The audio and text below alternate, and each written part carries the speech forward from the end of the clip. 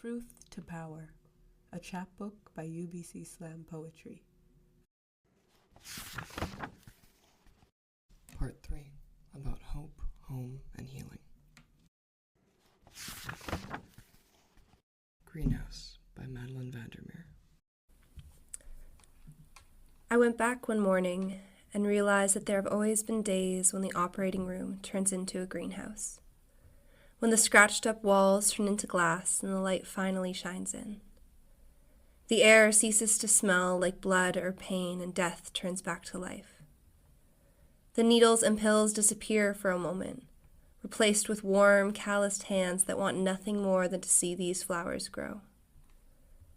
These are the days when we become a greenhouse, where women weep and young men cry, and their tears water the lilies and the daisies, and the orchids and every other kind of flower that, though shriveled, promises me it will not die. Sometimes I sit down on the greenhouse floor and let the dirt and dust seep into my bones, let the ladybugs crawl over my knees and watch the butterflies fly up to the windows. With mud between my toes, I let myself remember that I'm not a surgeon, or a doctor, or a savior. I'm simply a human made from this dust, and perhaps my bones were made to get a little dirty, my hands made to hold seedlings, not scalpels. Maybe my heart was made to know this kind of mourning. So no, this place does not always smell like death. Sometimes it smells like fresh blooming tulips and new beginnings. Sometimes the air carries hope instead of pain. There are days when the sun finally peeks past the rain, and it suddenly feels like this is the closest we'll ever get to going back to the garden again.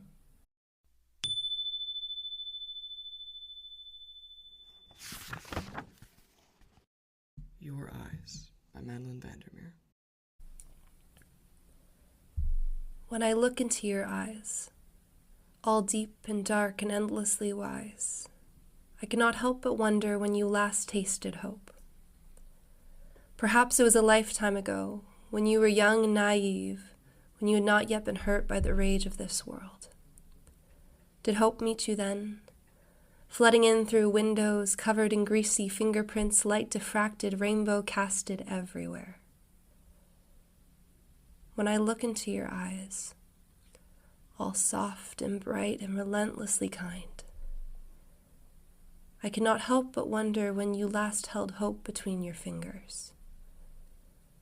Perhaps it was so long ago, it feels like nothing more than a memory, just the faint lingering melody of a time when all was not lost. Did hope meet you then?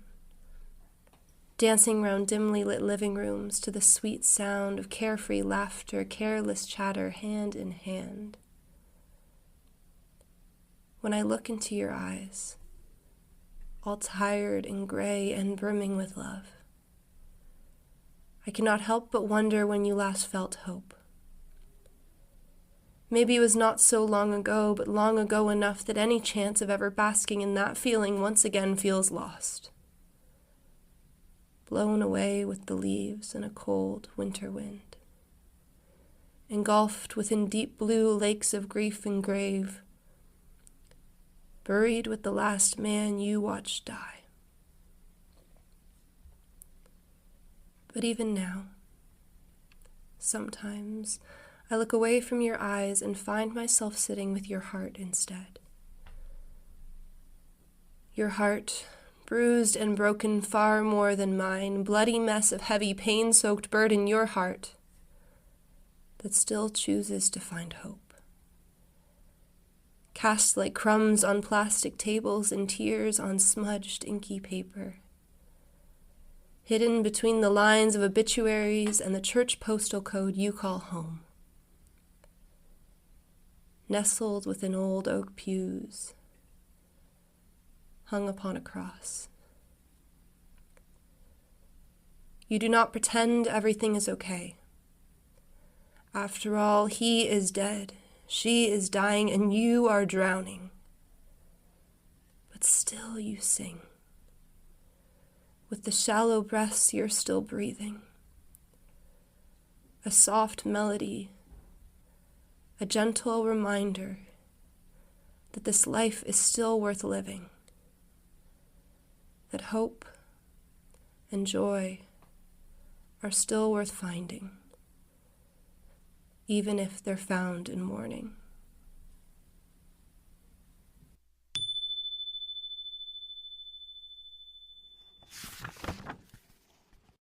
A Trip to the Planetarium by Anonymous. I had the idea of kissing the moon and embracing the salty tides that followed. I had the thought of lassoing her down, a couple quick pecks I'd plant on her cheeks, the way my grandmother does. I was always gazing upward. How come I live beneath the stars and not beside them? I wanted to live beside them, and the rest of the darkness and its plastic air and its bundles of hot light that birth and die, so that onlookers can look up and be pleased. I kept thinking that the desires I now held were actually memories of what had happened when I was beside the stars. I had the idea to sink deep, slow, long, hard, heavy, until I eventually circled back to the sky. I had the idea, the wish, to return to the cosmos, to greet each constellation, just as I greet myself in the mirror.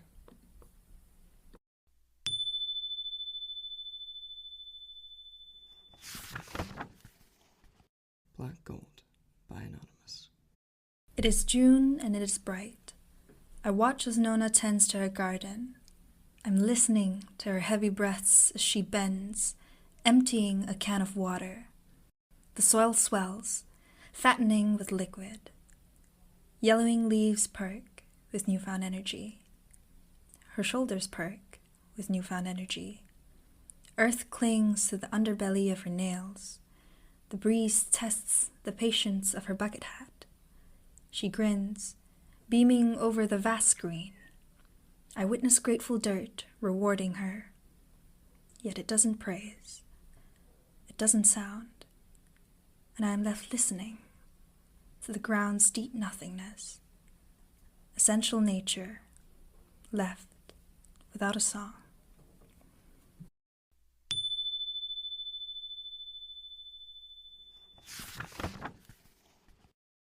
Bladder Cherries by Kel Ma. Whiffs of summer grass taint powdered mango slices. The bladder cherries unfold like tongue peels sat on candy necklaces. The bladder cherries rise, asphalt fumes swaying in char siu and fried rice.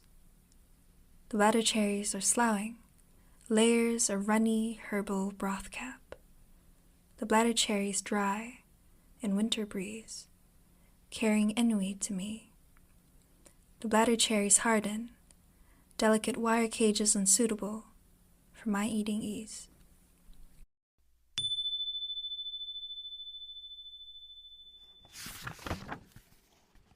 Chew Grass If Ill by Kel Ma. I was 17 and jobless again that summer, gangly in the way of phantom tisks, the taste of tap water, wolf hair, and the need to break out of the house. I couldn't bear distance at all, though. My legs would tremble at the threshold of my neighborhood every time, as if the wire lining my throat was unzipping whatever slept in my guts onto the asphalt. So, on wide streets, as close to the tether as possible, I roamed. There would be a breeze running down my tan arms, flicking droopy sweet spire tails, lifting mocking woodpecker calls, poking fingers at chiming bells. I would head towards the brick school gone up in flames to watch black ant colonies spiral in sidewalk cracks and pace alongside them until sweat gleamed on my nose. Occasionally, I would meet cats. I was pressing against powder blue walls sprinkled with grains when this patchwork one glanced at me, molded on a grass lawn. They were mouthing at the blades to ease something invisible, but surely there, right?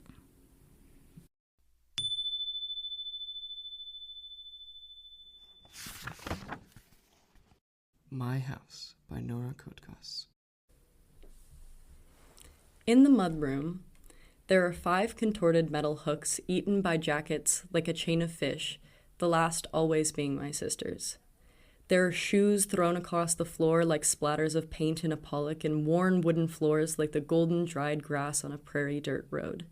Here we enter, and we leave, never passing through the front door where my dad proposed, by accidentally hanging the ring on the coat hook, a food chain of fish. You have to lock the door with both hands, twisting the handle and the latch. At the same time, only guests walk in this way. My grandma's painting, I Do, now hangs there.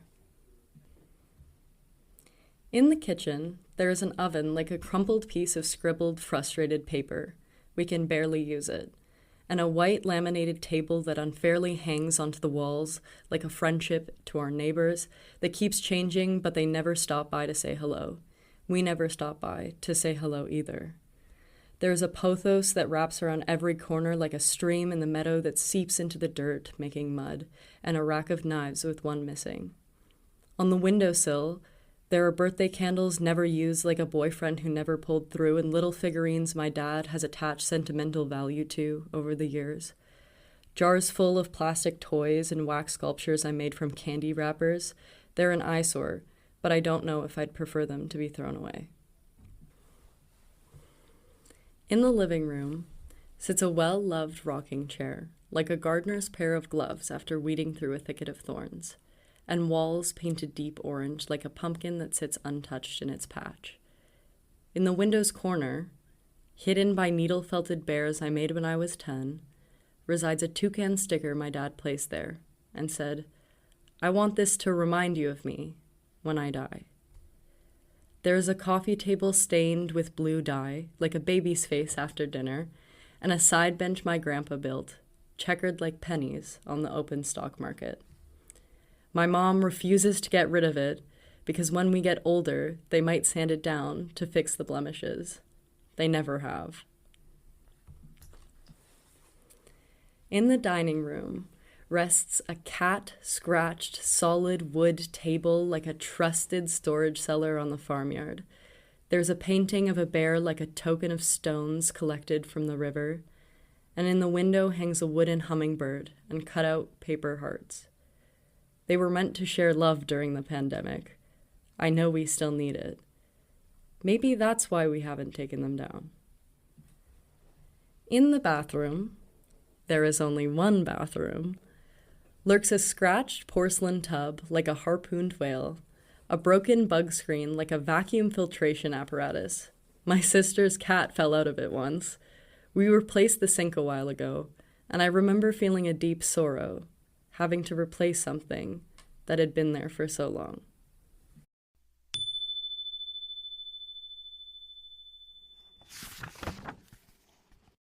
This is Home Now by Lavender Mendez. Does home leave when it exists in fragments of ideas barely recognizable? If home is familiarity, then where does that leave those who walk their lives, searching for the scraps of lineages scattered, shattered, then fed to the insatiable lust to nourish the bones, sculpted, licked clean by the cult of progress? Corpses in the aftermath, in the apocalypse in which we are held at gunpoint until the words escape our lips. This is home now. This is destiny. This is home now. This is destiny.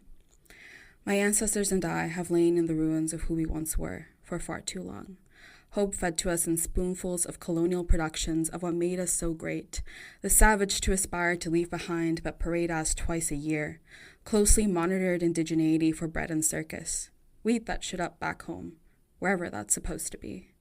Santa Muerte breaks the curse, thunder colliding with illusion of settler colonial glory my parents clap for, except for the shards of guilt I place. She guides me across the stolen lands I was unwillingly birthed into. The Great Mother, who revolts without a loss of breath, finally speaks. Slowly, I embrace the realm of reality, in which hope wails a different cry, one that sears into my spirit the truth that home is not dead, only transformed, and the millennia of seemingly buried ancestors of the North show that this is not about me, but of a vision beyond my wandering Southern people, of the power I was born with, here, to listen and follow, because for now this is my home, but it must always be theirs.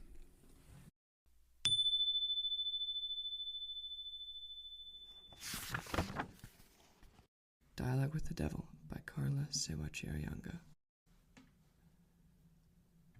I hate to bring this up again, at a time like this, amidst all your disbelief, but I've been in conversation with the enemy. This, of course, is the alter ego known as my own fractured mind. As we speak, he tells me that the truth is I will never be the sort of writer who deals not in the spoken word, but in the soul's work. I ask him what exactly he knows of the truth. Does he know what it is to pry your own hands open finger by finger and extract from those palms perfect honesty without blemish or bruise? I ask him what he knows about art like heart surgery, without room for error or inaccurate interpretation. Here is your scalpel, here is your pen. And here is the task, to extract the pure and undefiled truth from the heart of this body, with no mess, no blood, and no brokenness. Keep the anatomy intact as a whole. Let the scar be sewn with stitches so tiny it heals as you work. Your words like a spell cause the evidence to disappear, so no one knows you were ever even here, under the knife. If fear often draws you into conversation like he did with Eve, ask him about poetry like prayer. Ask about recitations like bent knees, beating heart, breathless pace, and bruised spirit, language, tone, and lyric. We create like the Lord, without limit. But instead of resting on the seventh day, we made an eighth. Poetry and God both make me want to leave everything behind and begin to imagine a time that may be gone or may be yet to arrive, when I knew what it meant to face the reality of myself and find it beautiful still. I want you to respond to the liar and the lies laid out before you. Hear them out one by one, every syllable ringing clear in your ears. Taste the bitterness and the brutality of deception, and bear the weight of falsehood here, between your shoulder blades and the base of your neck. Oh, how you have been lied to, how you have believed it. Oh, how the truth will set us all free, how you must believe it.